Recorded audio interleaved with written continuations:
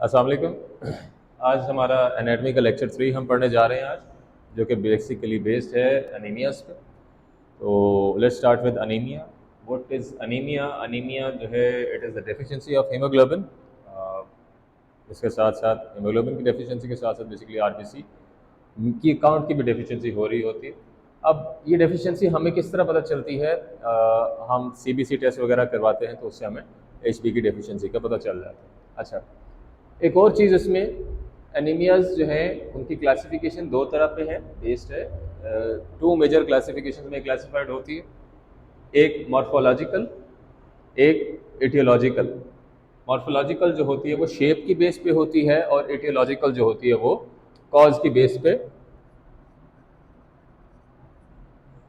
Classify हो रही है। ठीक है,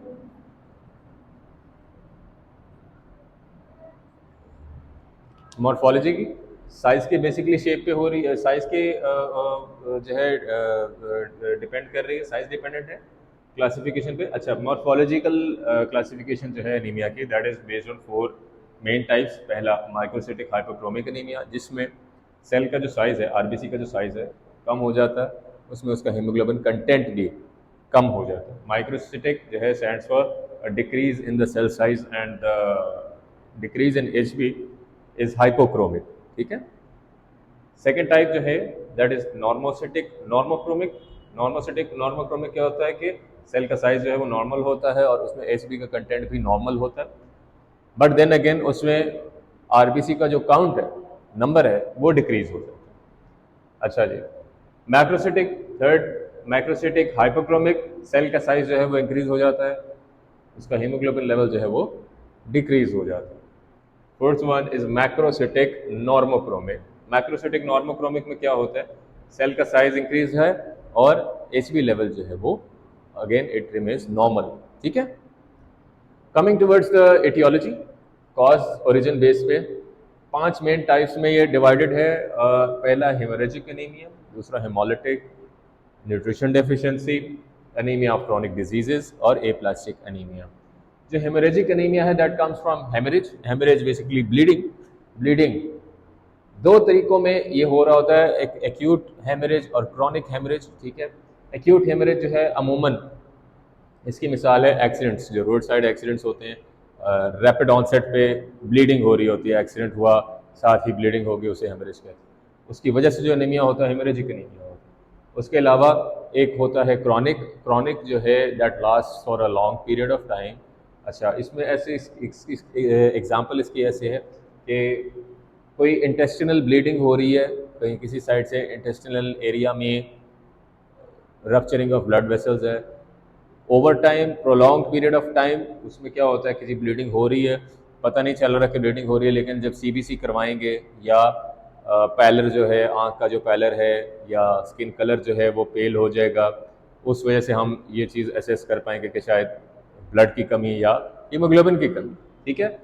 क्यों हो रहा होता है? क्योंकि क्रॉनिक हेमोरेज है। ठीक है। अच्छा, सेकेंड टाइप है इसकी हेमोलिटिक एनीमियाज। हेमोलिटिक एनीमियाज जो है comes from the word hemolysis. Hemolysis means the breakdown of RBCs. ठीक है।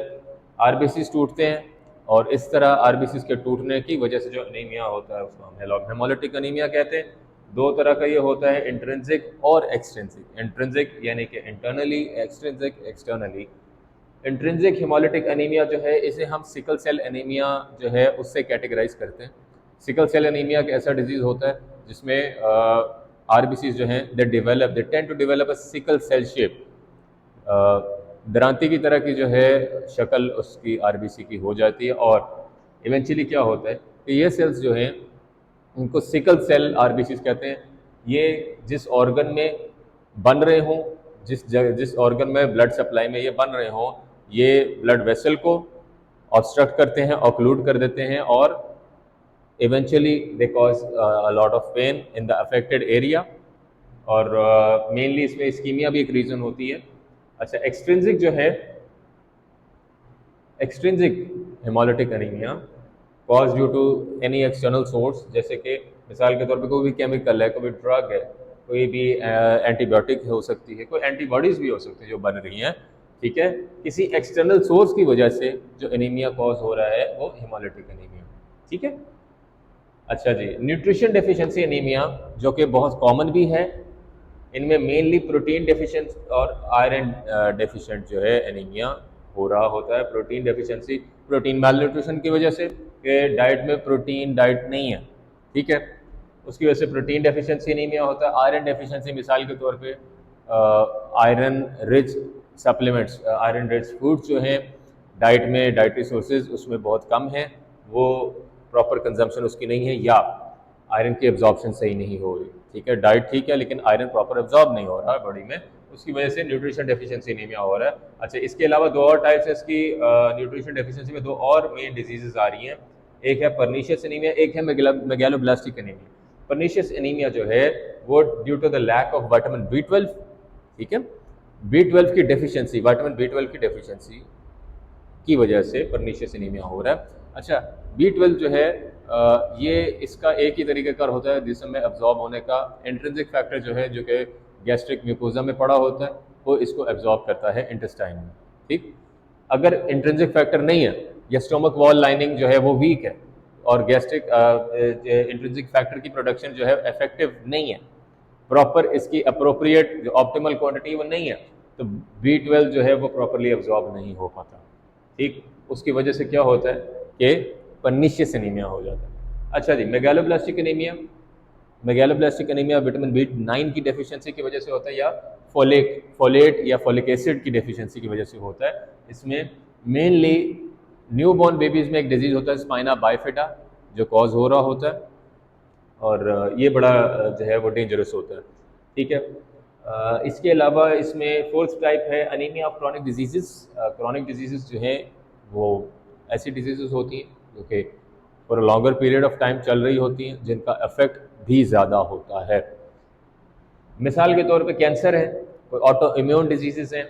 ऑटो इम्यून डिजीजेस वो होती हैं जिनमें बॉडी के जो सेल्स होते हैं, हमारे जो सेल्स हैं, जो कि मिसाल के तौर पे वो सेल्स जो कि इम्यूनिटी मेंटेन करते हैं, जैसे कि WBCs हैं, अगर वो ऑटो इम्यून डिसऑर्डर में होता क्या है कि हमारी बॉडी के जो सेल्स हैं वो अपने ही साथ जो सेल्स हैं जो कि टुगेदर वर्क कर रहे हैं to fight against the trouble causing agent, उसके खिलाफ जो लड़ रहे हैं वो आपस में ही लड़ जाते हैं।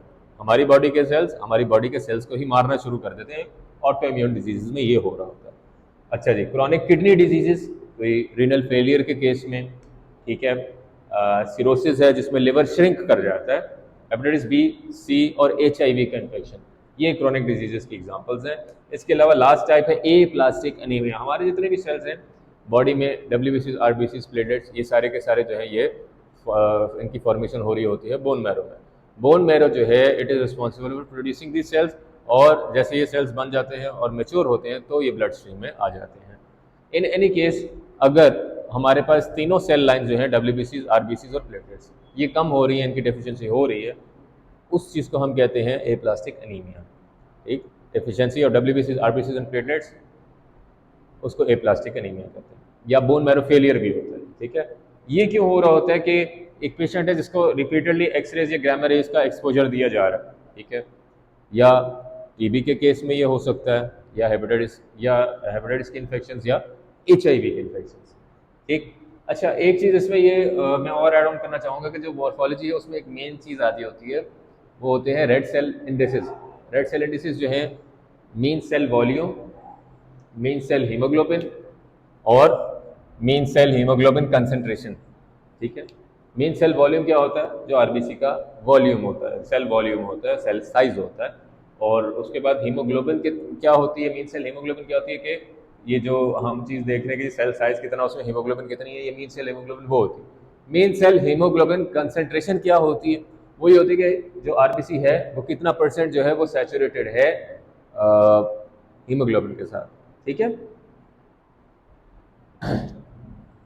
मीन सेल वॉल्यूम जो है वो फेम्टोलीटर्स में नापा जाता है, मेजर किया जाता है। मीन सेल हीमोग्लोबिन जो है पिकोग्राम्स में किया जाता है मेजर, और ये जो मीन सेल हीमोग्लोबिन कंसंट्रेशन है वो % में मेजर होता है, ठीक है। That's all for today, thank you.